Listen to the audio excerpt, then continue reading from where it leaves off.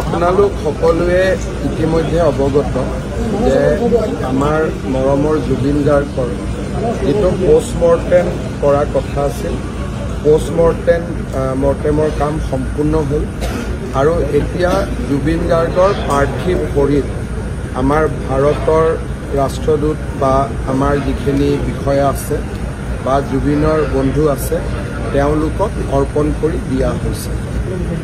ইয়াৰ next ষ্টেপটো হ'ল তেখেতক আমি পাৰ্থিৱ শৰীৰক আমি দিল্লীলৈকে লৈ আহিম আৰু দিল্লীৰ পৰা এখন বিশেষ বিমান যোগে আমি তেখেতক গুৱাহাটীলৈকে লৈ আহিম। গুৱাহাটীত অহাৰ সময়টো আমি আপোনালোকক জনাম। গুৱাহাটীত আহিলে প্ৰথম পাৰ্থিৱ শৰীৰ জুবিনৰ ঘৰলৈকে আহিব। সেইখিনি সময়ত আমি বিচাৰিম যাতে কোনো ৰাইজ তাতে নাথাকে, কাৰণ জুবিনৰ পৰিয়ালটোৱে একান্তভাৱে অলপ সময় কটোৱাৰ সেইটোৱে শেষ সময়, কাৰণ এবাৰ সৰু সজাইত অহাৰ পিছত পৰিয়ালে জুবিনৰ লগত সময় কটাব নোৱাৰিব। গতিকে জুবিনৰ পৰিয়ালে আমাৰ পৰা বিচাৰিছে যে জুবিনৰ পাৰ্থিৱ শৰীৰ জুবিনৰ ঘৰলৈকে আহক আৰু জুবিনৰ 85 বছৰীয়া পিতৃক বা আন পৰিয়ালৰ যিখিনি পৰিয়ালৰ লোক তেওঁলোকে যাতে অলপ নিবিড় মুহূৰ্ত তাতে কটাব পাৰে। তাতে 1 ঘণ্টা সময় থাকিব আৰু সেইখিনি সময়ত আমাক বেয়া পাব নালাগে। আৰক্ষীয়ে আমি কৈছোঁ যাতে জুবিনৰ পৰিয়ালে জুবিনৰ লগত অন্তৰংগ সময় অলপ কটোৱাৰ পৰিৱেশ এটা যাতে সৃষ্টি কৰি দিয়ে।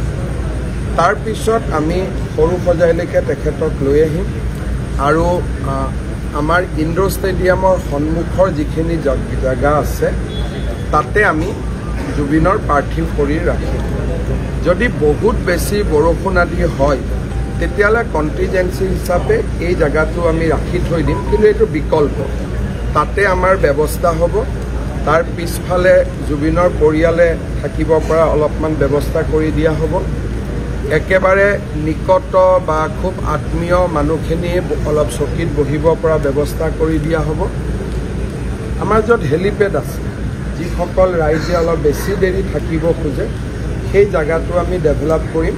আমাৰ ইয়াৰ যিখিনি মাল্যাৰ্পণ আদি হৈ থাকিব তাতে আমি চায়ো থাকিব পাৰিম আৰু গুৱাহাটীত বাকী যিমান আমাৰ ভিজুৱেল প্লেটফৰ্ম আছে তাতো আমি গোটেই আমাৰ ইয়াত শ্ৰদ্ধাঞ্জলি অনুষ্ঠানটো আমি পোনপটীয়াকৈ দেখুৱাই থাকিম।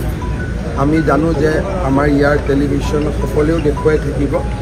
তথাপিতো যিসকল ইয়াত কিছু সময় থাকিব খোজে তেওঁলোকৰ কাৰণে আমি থকাৰ ব্যৱস্থা কৰি দিম।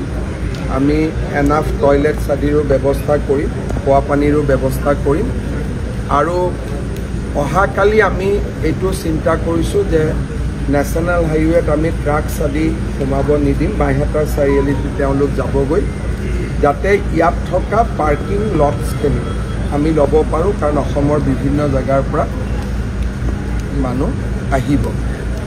আৰু অহাকালি ৰবিবাৰ আছে, অহাকালি বন্ধ দিয়াৰ কোনো প্ৰাসংগিকতা নাই, কিন্তু যিদিনাখন জুবিনৰ অন্তিম সংস্কাৰ হ'ব সিদিনাখন আমি বিদ্যালয় মহাবিদ্যালয় আদি নিশ্চিতভাৱে আমি বন্ধ দিম।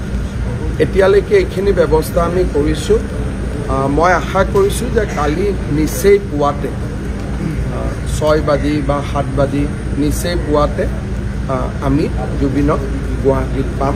আজিৰ দিনটো আমি আগ্ৰহেৰে অপেক্ষা কৰিব লাগিব।